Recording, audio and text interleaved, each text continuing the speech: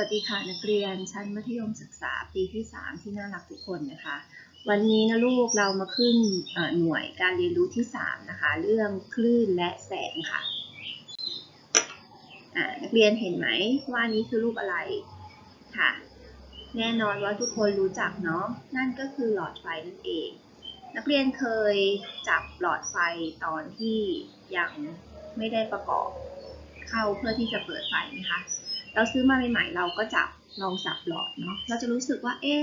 ตรงส่วนของด้านบนตรงนี้นะคะเหมือนจะมีแบบพลังงานบางอย่างออกมาเนาะเนี่ยพลังงานก็จะกระจายอยู่ทุกทิศทุกทางแบบนี้นะคะและอันนี้คือรูปอะไรคะมองออกไหมลูกอันนี้ก็คือหยดน้ำใช่ไหมที่มันหยดลงไปในแม่น้ำนะคะแล้วก็เกิดเป็นคลื่นออกมานะคะเนาะแผ่กระจายไปทุกทิศทุกทาง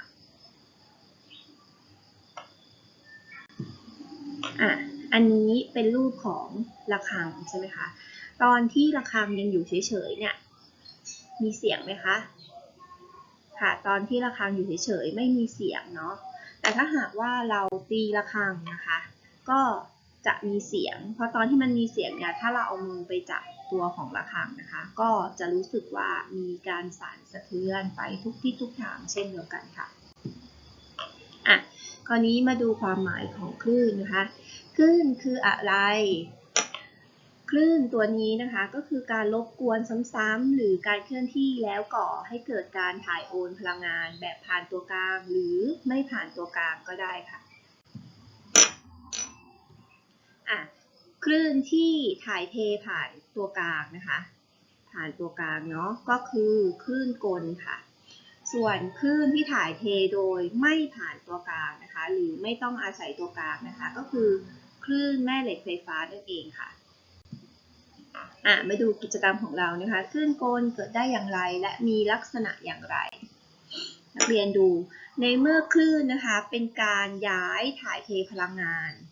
แต่ไม่ได้ถ่ายเทสสารนะคะหมายความว่าเขาส่งแค่พลังงานไปอย่างเดียวเนาะส่งแค่พลังงานไปอย่างเดียวคราวนี้ถามว่าตัวกลางคืออะไรตัวกลางก็คืออย่างเช่นน้ำลวดสปริงเชือกหรือว่าอากาศนะคะมีการเคลื่อนที่อยู่เฉพาะที่ไม่ได้เคลื่อนที่ตามคลื่นไปด้วย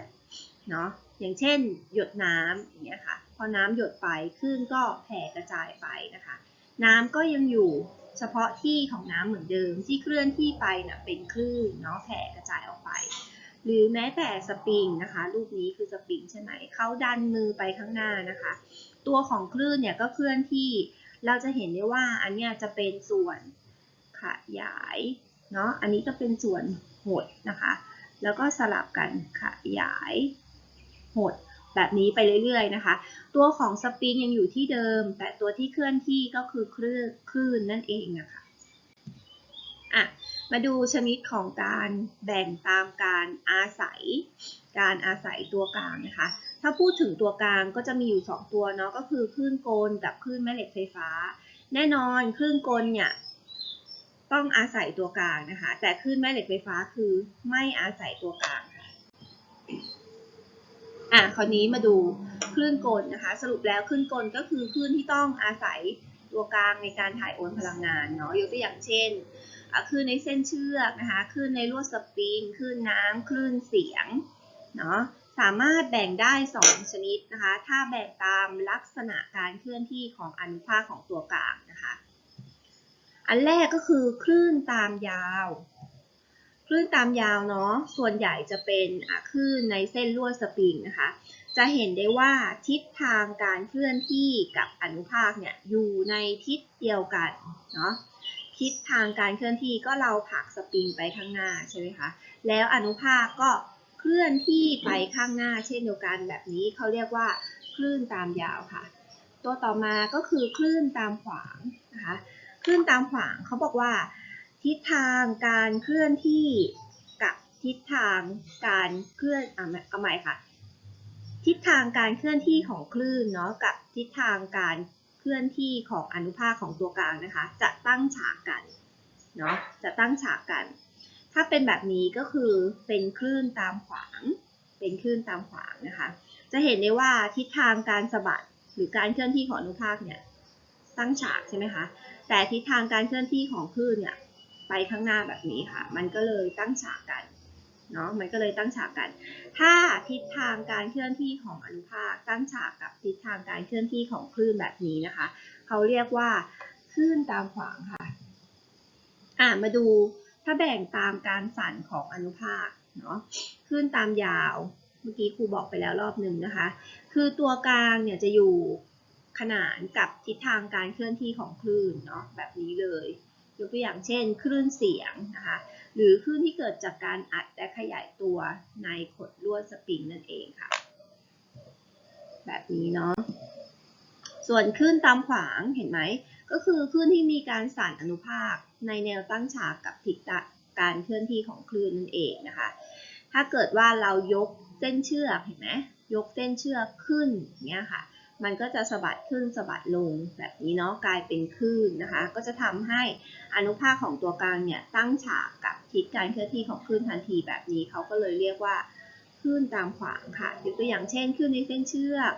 คลื่นน้ำนะคะเป็นต้นค่ะมาดูส่วนประกอบของคลื่นบ้าง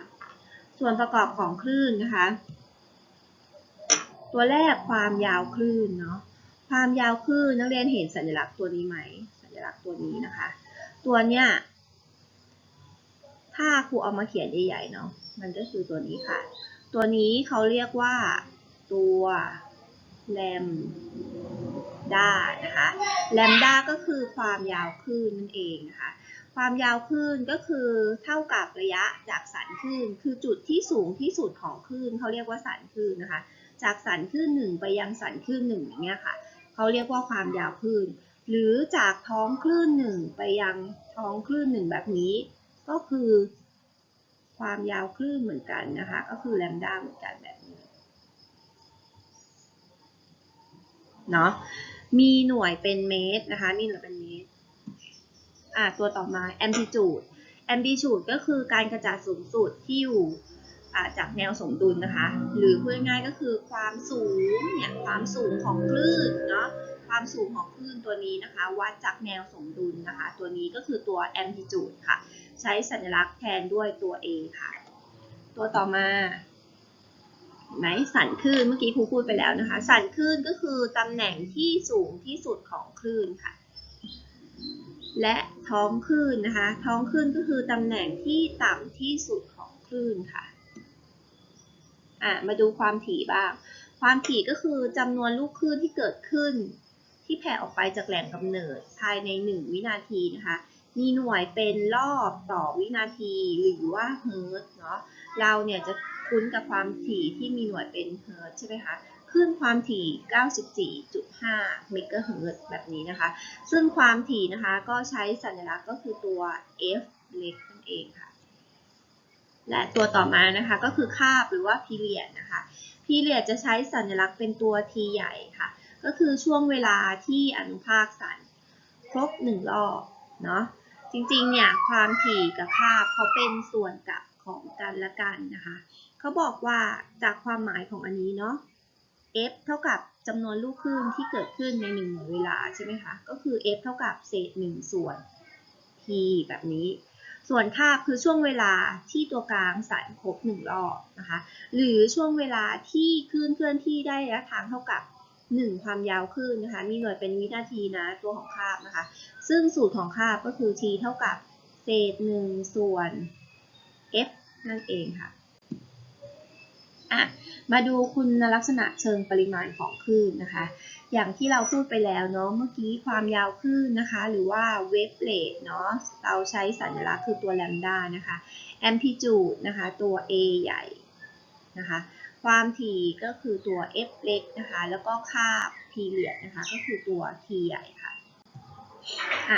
ความยาวคลื่นเนาะความยาวคลื่นก็คือระยะจากสันคลื่น1ไปสันคลื่น1ที่อยู่ติดกันเนี่ยค่ะจากสันคลื่น1ไปอยู่สันคลื่น1แบบนี้คือความยาวคลื่นหรือจากท้องคลื่น1ไปยังท้องคลื่น1ที่อยู่ติดกันแบบนี้นะคะก็เรียกว่าความยาวคลื่นค่ะมีหน่วยเป็นเมตรนะลูก มาดูแอมพลิจูดก็คือการกระจายสูงสุดของตัวกลางเมื่อวัดจากตำแหน่งปกติก็คือตรงนี้หรือว่าตำแหน่งสมดุลนะคะวัดขึ้นไปจนถึงจุดสูงสุดแบบนี้ก็คือแอมพลิจูดหรือจำไว้เลยว่าก็คือความสูงของคลื่นนั่นเองนะคะคือแอมพลิจูดค่ะมาดูความถี่เห็นไหมคะเมื่อกี้ครูแทนสูตรไปให้แล้วเนี่ยถ้าสูตรเป็นภาษาไทยก็คือความถี่ของคลื่นเท่ากับจำนวนรอบที่สั่นครบเวลาหารด้วยเวลานั่นเองค่ะถ้าเป็นสูตรแบบเมื่อกี้นะคะก็คือ f เท่ากับเศษ1ส่วน t นะคะสูตรนี้เนาะนักเรียนจดเพิ่มไปได้นะลูกส่วนคาบนะคะก็คือช่วงเวลาระหว่างจุด2จุดที่เหมือนกันทุกประการนะคะที่อยู่ถัดไปในการเคลื่อนที่ค่ะคราวนี้สูตรการคำนวณความถี่แล้วก็อัตราเร็วของคลื่นนะคะในเมื่อความถี่เขาบอกว่าคลื่นจะเคลื่อนที่ผ่านจุด1ได้1ลูกคลื่นเนาะหรือว่าในเวลา1วินาทีเนี่ยคลื่นเคลื่อนที่ผ่านจุดใดจุดหนึ่งได้เป็นเศษ1ส่วน t นะคะก็เลยเท่ากับแบบนี้ค่ะf เท่ากับเศษ1ส่วน t ใหญ่หรือ t ใหญ่เท่ากับเศษ1ส่วน f เนาะอันนี้นักเรียนต้องจำไปเองนะคะมาดูอัตราเร็วปกติอัตราเร็วที่เราเคยเรียนมาตอนม.2 จำได้ไหมคะอัตราเร็วเท่ากับระยะเวลาระยะทางหารด้วยเวลาค่ะแต่ในที่นี้เนาะเรื่องคลื่นนะคะระยะทางเราจะแทนด้วยตัวแลมด้าค่ะส่วนเวลาเราจะแทนด้วยตัว t ใหญ่นะคะเปรียบเสมือนว่าระยะทางเนี่ยก็คือความยาวคลื่นนะคะเวลาก็คือคาบนั่นเองค่ะเราก็เลยได้สูตรจากเมื่อกี้ใช่ไหมคะจากเมื่อกี้ v เท่ากับ s ส่วน t เนาะในเมื่อ s เท่ากับแลมด้านะคะแล้วก็ t เล็กเท่ากับ t ใหญ่เห็นไหมเราก็เลยเปลี่ยนจาก s ตัวนี้นะคะมาเป็นตัวแลมด้าเนาะแล้วก็ t เล็กตัวนี้มาเป็นตัว t ใหญ่นะคะคราวนี้ในเมื่อf เท่ากับเศษ1ส่วน t นะคะ f เท่ากับเศษ1ส่วน t นะคะเพราะฉะนั้นเขาก็เลยเปลี่ยนจาก v เท่ากับแลมด้าส่วน t กลายมาเป็น v เท่ากับ f แลมด้าเนาะ v เท่ากับ f แลมด้านะคะลองมาดูโจทย์กันบ้างค่ะเขาบอกแหล่งกำเนิดคลื่นผิวน้ำสั่นด้วยความถี่20รอบต่อวินาทีนะคะเรารู้แล้วว่าความถี่คือตัว f เราก็แทนตัว f ไปนะคะและพบว่าสั่นคลื่นน้ำ5สั่นติดต่อกันห่าง20เซนติเมตรนะคะมี5สั่นคลื่นใช่ไหมมันก็จะได้เป็นครูวาดไม่สวยตรงไหนนะคะอันนี้ก็คืออีก1แลมด้าเนาะถัดมา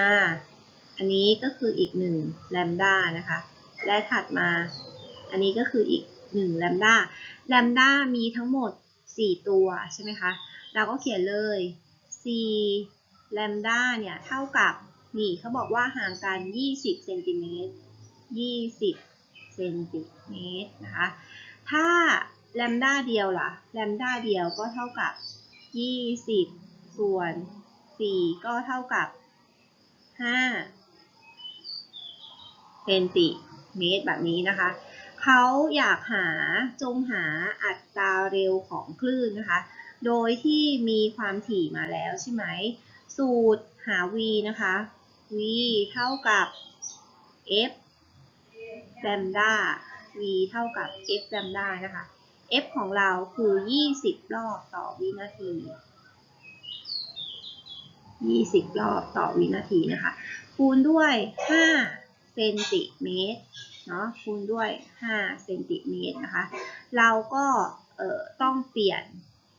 จากเซนติเมตรให้เป็นเมตรก่อนนะคะก็คือเอา5หารด้วย100เนาะก็จะได้เท่ากับ 0.05 เมตรนะคะเราก็เอาไปแทนค่าในตัวของแลมด้านะคะอันนี้คือแลมด้าของเรานะลูกแลมด้าเราได้แล้วก็คือ 0.05 5นะคะคูณกันออกมา20คูณ 0.05 นะ2คูณ5คือ10ใช่ไหมคะ20ก็ใส่0ไป1ตัวอันนี้ทศนิยม2ตำแหน่งนะคะเราก็ใส่จุดไปเนาะเพราะฉะนั้นก็ได้แล้วว่าเท่ากับ1เมตรต่อวินาทีนะคะจะพบว่าอัตราเร็วของคลื่นนะคะเพราะฉะนั้น v เท่ากับ1เมตรต่อวินาทีค่ะเสร็จแล้วเนาะเวลาคำนวณก็ประมาณนี้ค่ะ